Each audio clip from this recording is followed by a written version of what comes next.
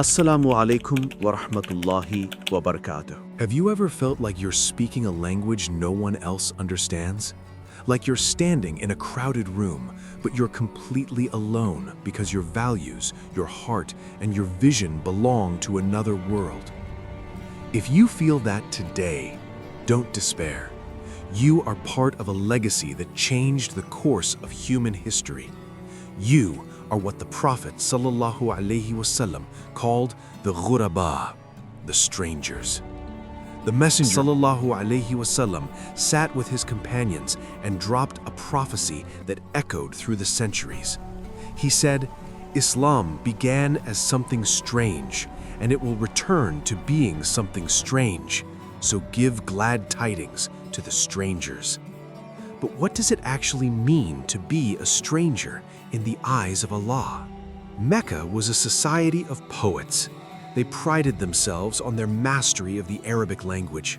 They thought they knew every rhyme, every metaphor, every root word. But when the Quran descended, it didn't just challenge their beliefs, it shattered their vocabulary. Imagine being a master of your craft and suddenly hearing words that feel like they're being carved out of light. Even the greatest poets, men like Labid, were left speechless. They knew the word zakah, to purify, but they didn't know it the way the Quran used it. They knew the words, but they didn't know the spirit behind them.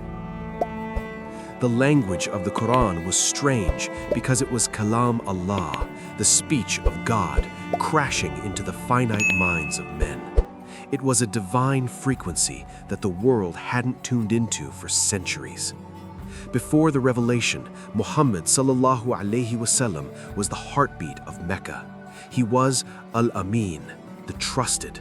He was the one they went to for advice, the one they loved, the one they respected. He was the ultimate insider. Then came the moment on Mount Safa. He looked at his uncles, his neighbors, his childhood friends, and said, "If I told you an army was behind this mountain, ready to strike, would you believe me?" With one voice they said, yes.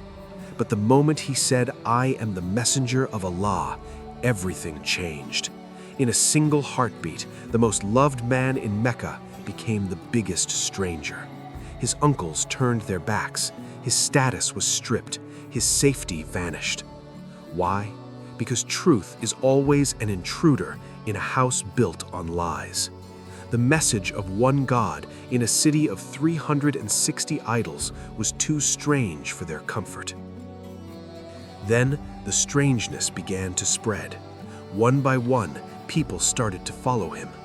But look at who they were. It wasn't just the elite. It was the slave and the free, the rich and the poor, the black and the white, the Arab and the non-Arab. In a tribal society where your bloodline was your identity, this brotherhood was a freak of nature. It was socially alien. To the Quraysh, it made no sense. Why would a wealthy merchant sit as an equal with a former slave? Why would a woman stand up to a tyrant? They were known individuals in the city, but the moment they chose the Prophet ﷺ, they became strangers.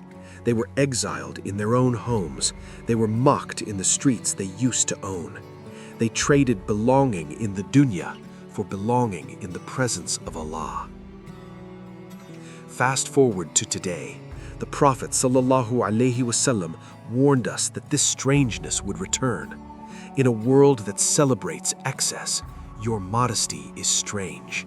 In a world built on interest and greed, your honesty is strange. In a culture that worships the self, your submission to Allah is strange. But here is the creative twist we often miss.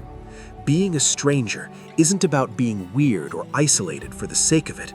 It's about being anchored when everything else is drifting. When the world loses its way, the one who stays on the path looks like they're the one who is lost. The Ghuraba are the ones who repair what the people have corrupted. They are the ones who bring the light of the strange Quran back into a dark room. So if you feel like an outsider because you pray while others play, or because you hold on to your hijab or your beard while the world tells you to blend in, rejoice. You are in the company of the Sahaba. You are in the company of the prophets. You are the glad tidings that the Messenger of Allah sallallahu alaihi wasallam spoke about 1400 years ago. The world might not know your name, but the angels do. You might be a stranger on earth, but you are a celebrity in the heavens.